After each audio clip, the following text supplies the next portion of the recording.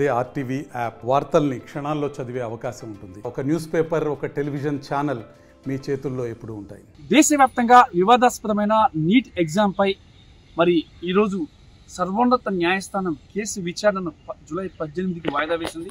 ముఖ్యంగా చూసుకున్నట్టుగైతే ఇది ఒకవైపు కేంద్రం, అలాగే నేషనల్ టెస్టింగ్ ఏజెన్సీ, సిబిఐ కూడా అఫిడవిట్లు దాఖలు చేశారు. అయితే ఆ అఫిడవిట్ కాపీలు అనేవి పిటిషన్లకు కొంతమందికి చేరలేదు.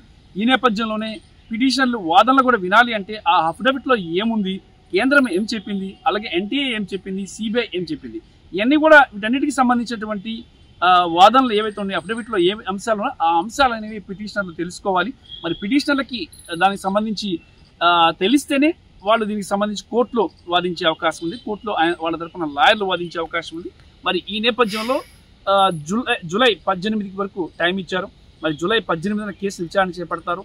ఈలోగా పిటిషనర్లకు ఈ కాపీస్ అయితే అందాలి, కేంద్రం దాఖలు చేసిన అఫిడవిట్ కాపీలు. మరి టోటల్గా ఈ కేసుకు సంబంధించి చూసుకున్నట్టుగైతే మాత్రం కేంద్రం దాఖలు చేసిన అఫిడవిట్లో క్లియర్గా ఉంది, ఎక్కడ ఏం తప్పు జరగలేదు, పరిమితంగా మాత్రమే జరిగింది తప్పు. ఆ పరిమితంగా జరిగిన తప్పు కూడా సరిదిద్దుకునే ప్రయత్నం చేస్తాం. అలాగే మళ్ళీ ఎగ్జామ్ నిర్వహించాల్సిన అవసరం లేదు, నీట్ని రీనీట్ అవసరం లేదని చెప్పేసి కేంద్ర ప్రభుత్వం స్పష్టంగా తన ఆదేశాల్లో, తన అఫిడవిట్లో పేర్కొంది. అలాగే ఎక్కడ కూడా అంటే వచ్చిన ఫలితాలు ఏవి అసాధారణ ఫలితాలు కాదు. మరి ఆ ఫలితాలపై తాము విశ్లేషణ జరిపాము, విశ్లేషణ జరిపిన తర్వాత కూడా ఎక్కడ ఎలాంటి తప్పులు జరగలేదు. మరి ఈ నేపథ్యంలో రీనీట్ కానీ మళ్ళీ కానీ నీట్ కానీ నిర్వహించాల్సి వస్తే మాత్రం 23 లక్షల మంది విద్యార్థులపై భారం పడే అవకాశం ఉంది. కాబట్టి మళ్ళీ నిర్వహించాలని తాము అనుకోవడం లేదని చెప్పేసి కూడా సర్వోన్నత న్యాయస్థానానికి కేంద్రం అఫిడవిట్ని దాఖలు చేసింది. దీనిపై జస్టిస్ డివై చంద్రచూడ్ ధర్మాసనం 18న విచారణ చేపట్టి ఆ తుది నిర్ణయం తీసుకోబోతుంది. మరి ఎందుకైతే వాస్తవంగా పరిస్థితులు కానీ మనం చూసుకున్నట్టుగైతే మాత్రం ఒక బీహార్లో మాత్రమే నీట్ ఎగ్జామ్కి సంబంధించి అక్కడ మాత్రమే లీక్ అయింది పేపర్. అక్కడ మాత్రమే నిర్వహించాలా, మళ్ళీ రీనీట్ చేయాలా, మిగతా అన్ని ప్రాంతాల్లో అవసరం లేదనేది కేంద్రం భావిస్తుంది. మరి ఈ నేపథ్యంలో కేంద్రం చెప్తున్న వాదనలు కానీ, ఎన్టీఏ చెప్తున్న వాదనలు కానీ వీటన్నిటిని బేస్ చేసుకొని ఏ రకమైన తీర్పు ఇస్తుంది సర్వోన్నత న్యాయస్థానం అనేది చూడాలి, ఒక అంశం. రెండో అంశం ఏంటంటే రీనీట్ జరగాలి అంటే ఇప్పుడు ప్రస్తుతానికైతే మాత్రం కేవలం 26 అప్లికేషన్స్ పిలిచే దాఖలయ్యి ఆ 26 పిటిషన్లన్నింటినీ కూడా ఒకసారి విచారిస్తున్నారు.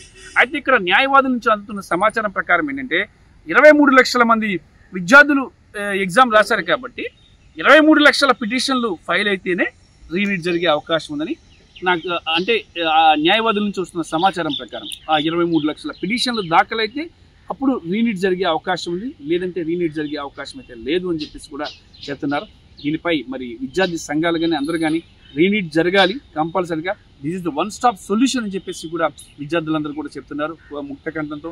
మరి ఈ నేపథ్యంలో రీనీట్ చేస్తారా, లేదంటే వచ్చిన పరిస్థితిని చూసుకొని దాని ప్రకారం కేంద్రం ఇచ్చిన అఫిడవిట్, ఎన్టీఏ ఇచ్చిన అఫిడవిట్ ఈ రెండు బేస్ చేసుకొని ఇంకా రీనీట్ అవసరం లేదు, ఎక్కడైతే లీకేజ్ జరిగిందో అక్కడ మాత్రం ఎగ్జామ్ నిర్వహించాలని చెప్పేసి సర్వోన్నత న్యాయస్థానం చెప్తుందా అనేది వేచి చూడాలి. అయితే కేంద్రం కూడా ఒక విషయాన్ని క్లియర్గా చెప్పేసింది, జూలై 2వ వారంలో ఈ నీటికి సంబంధించినటువంటి పరీక్షా ఫలితాలను వెల్లడిచ్చేస్తామని చెప్పేసి కూడా స్పష్టం చేసింది.